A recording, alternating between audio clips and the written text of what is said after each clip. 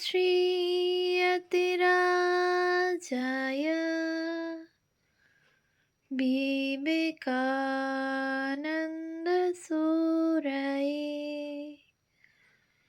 सच्चित्सुखस्वरूपाय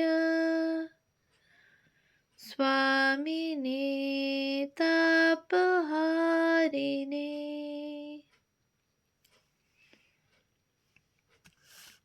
পূজনীয়া Mary Luis bark মহাশয়ার রচনা পাশ্চাত্যে বিবেকানন্দ নতুন তথ্যাবলী দিব্য প্রেরণার ব্রত সাধনে প্রথম খণ্ড থেকে পাঠ। ভাষান্তর শ্রী নলিনীরঞ্জন চট্টোপাধ্যায় মহাশয়।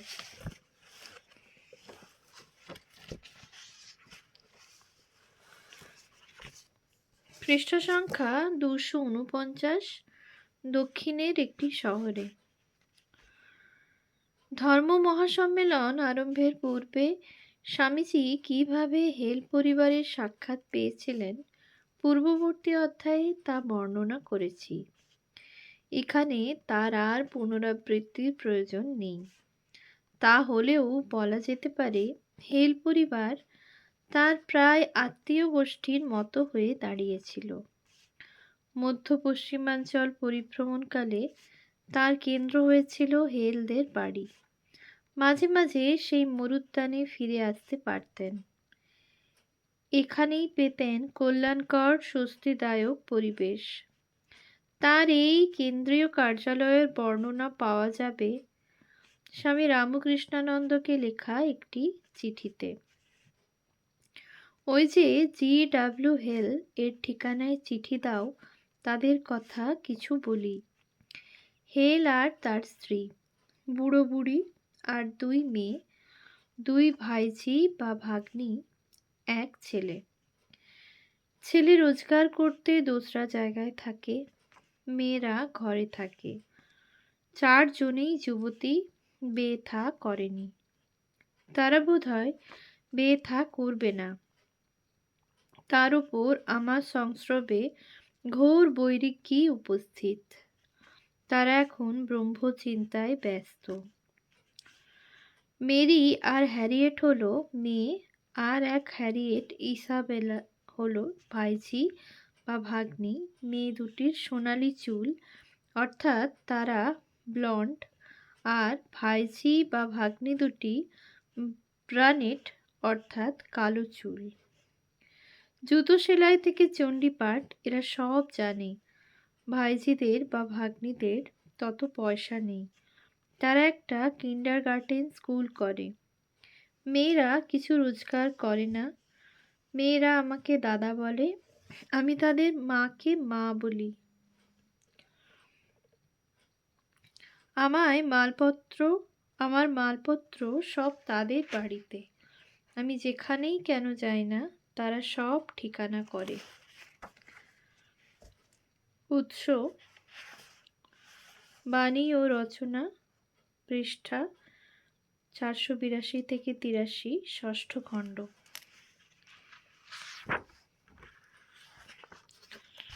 তিনি অন্য আরেক সময়ে এই হেলদের সম্পর্কে লিখেছেন, এমন মহাপবিত্র দয়ালু পরিবার আমি তো আর দেখিনি।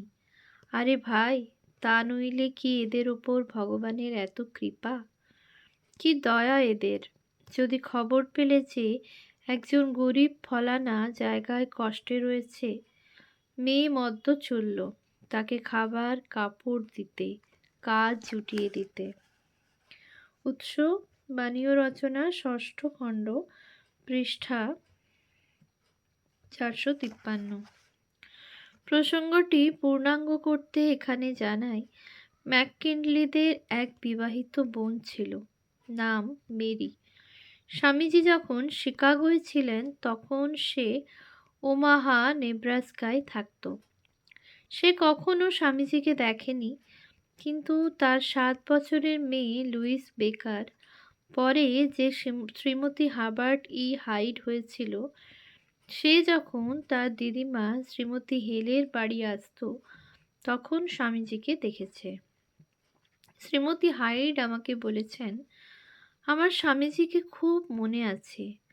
মনে আছে তার আলোক উজ্জ্বল চোখ, অপূর্ব কণ্ঠস্বর। আহ, কি জাঁকালো সুদর্শন চেহারা! মনে পড়ে তিনি বসে থাকতেন ঝোলা পোশাক আর সাদা পাগড়ি মাথায় দিয়ে। আমার দিকে আঙুল দেখিয়ে বলতেন, এই বাচ্চাটা অগ্নি উপাসক। সত্যি দেখো, আমি সব সময় আগুন ভালোবাসি, উনুনের ধারে বসতে ভালোবাসি, আর সূর্যকেও ভালোবাসি। শুধু স্বামীজি নয়, শ্রীমতী হাইট আমাকে হেলদের ও ম্যাককিনলিদের কথাও বলেছেন, এবং তা থেকে এই পরিবার সম্পর্কে আরও অনেক বেশি জানার সুযোগ হয়েছে।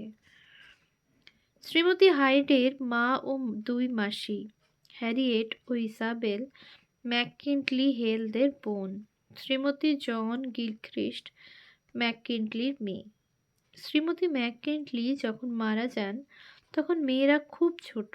হ্যারিয়েট ও ইসাবেল তাদের মামা জর্জ এবং মামিমা বেল হেলের কাছে বাস করতে আসে তাদের বাবা মারা যাবার পর। শ্রী ম্যাককিনলি তাঁর শেষ জীবনে শেয়ার বাজারে অনেক টাকা খুইয়ে দুটি অবিবাহিত মেয়ের গ্রাসাচ্ছাদনের ব্যবস্থা না রেখেই মারা যান। শিকাগোর ডিয়ারবোর্ন অ্যাভিনিউতে হেলদের প্রশস্ত তিনতলা বাড়িতে দুটি মেয়েকে খুব সহজেই স্থান দিতে পারা গিয়েছিল ও থাকার ব্যবস্থা বেশ সুখপ্রদই হয়েছিল, কারণ হেলের মেয়েরা ও তাদের পিস্তুত বোনেরা বেশ ঘনিষ্ঠ বন্ধু হয়ে উঠেছিল। স্বামীজি যখন আমেরিকা যান, চারটি মেয়ের বয়স তখন 20-এর কোঠায়। হ্যারিয়েট ম্যাককিনলি বয়সে বেশ কিছু বড়, তারপরই তার বোন ইসাবেল, তারপর পর মেরি হেল ও হ্যারিয়েট হেল। এতগুলি তেজস্বিনী মেয়ের মধ্যে একমাত্র ছেলে স্যাম হেল সবচেয়ে ছোট, এবং 1893 খ্রিস্টাব্দে সে সবেমাত্র ইয়েন বিশ্ববিদ্যালয় থেকে ফিরেছে। তার বোনদের মতোই স্যাম ছিল লম্বা ও ব্লন্ড, সুন্দর দেহবর্ণ ও স্বর্ণাভ কেশ, এবং অত্যন্ত সুদর্শন। স্বামীজি যখন শিকাগো গিয়েছিলেন তখন সে সেখানে না থাকলেও কোথাও না কোথাও স্বামীজির সঙ্গে তার চেনা পরিচয় হয়েছিল, কারণ তাদের পারিবারিক চিঠিতে স্বামীজি তার নাম উল্লেখ করেছেন। 90-এর দশকের শেষ দিকে স্যাম অ্যাডভেঞ্চারের ঝোঁকে আলাস্কার কাছে ক্লোন্ডাইক স্বর্ণখনিতে গিয়েছিল। হাজার হাজার আমেরিকান তখন সেখানে যেত ভাগ্য ফেরাবার আশায়, এবং তাদের বেশিরভাগই বেশ কষ্টে পড়েছিল। এই অভিযানকে উল্লেখ করেই 1901-এর জুলাইয়ে মেরি হেলকে স্বামীজি ইতালিতে একটি পত্রে লেখেন, এবছর শ্যাম তোমাদের সঙ্গে আছে, তাতে আমি খুব আনন্দিত। উত্তরাঞ্চলের নিরানন্দ অভিজ্ঞতার পর সে নিশ্চয়ই ইউরোপের ভালো জিনিসগুলি উপভোগ করছে। উৎস: বাণী ও রচনা, 6ষ্ঠ খণ্ড, পৃষ্ঠা 453। বাণী ও রচনা, 8ম খণ্ড, পৃষ্ঠা 48।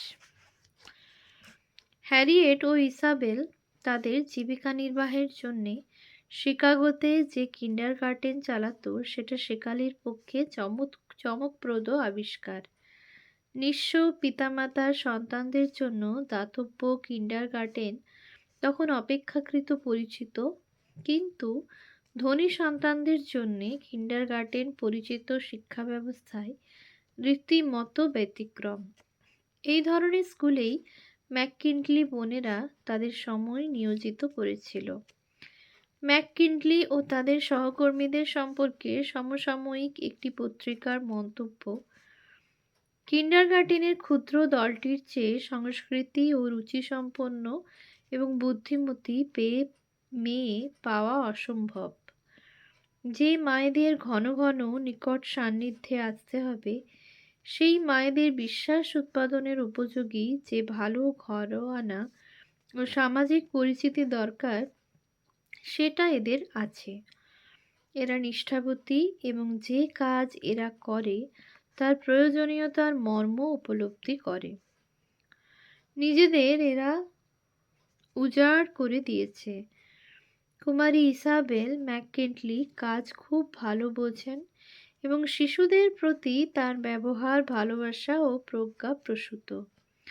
তার মনটি চমৎকার, আলাপচারিত্বেও তিনি দক্ষ। উৎস শিকাগো সানডে টাইমস হেরাল্ড, ফেব্রুয়ারি 5, 1899। 4টি মেয়ের মধ্যে ইসাবেলই সম্ভবত সবচেয়ে বুদ্ধিমতী ছিল। শ্রীমতী হাইড বলেছেন, অনেকদিন পরেও শুনেছি ইসাবেল ম্যাককিন্টলি না হলে তখন কোনো ভোজসভা সম্পূর্ণ হতো না। তার আলাপচারিতা ছিল স্ফুলিঙ্গ ছড়ানো।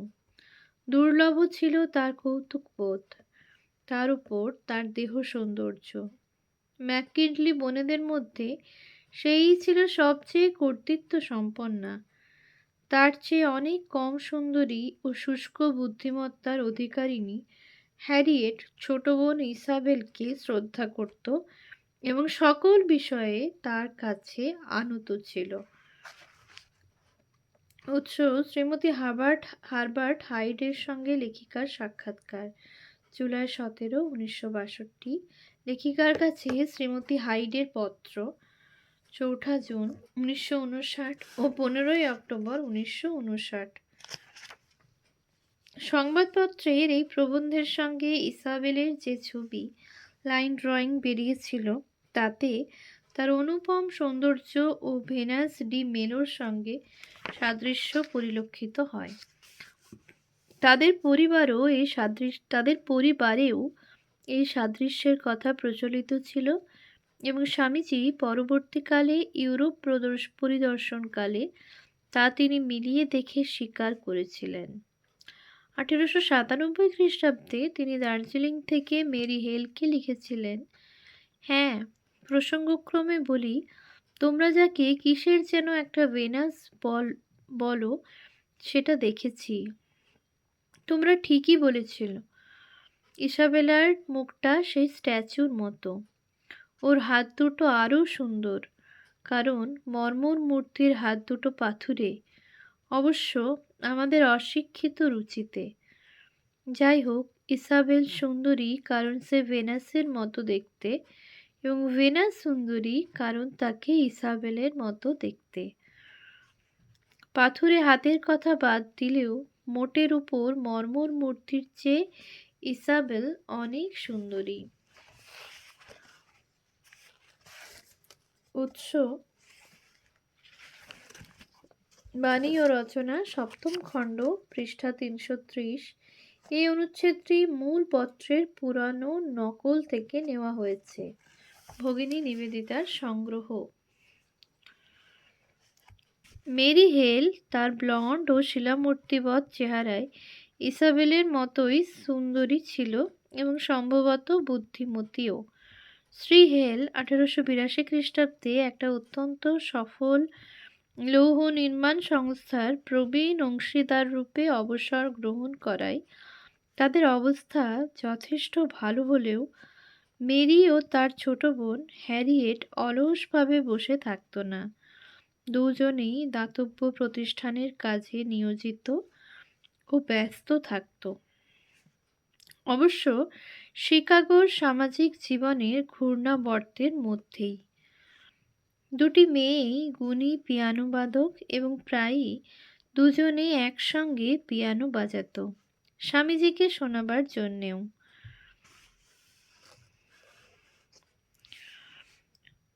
ওম শান্তি শান্তি শান্তি।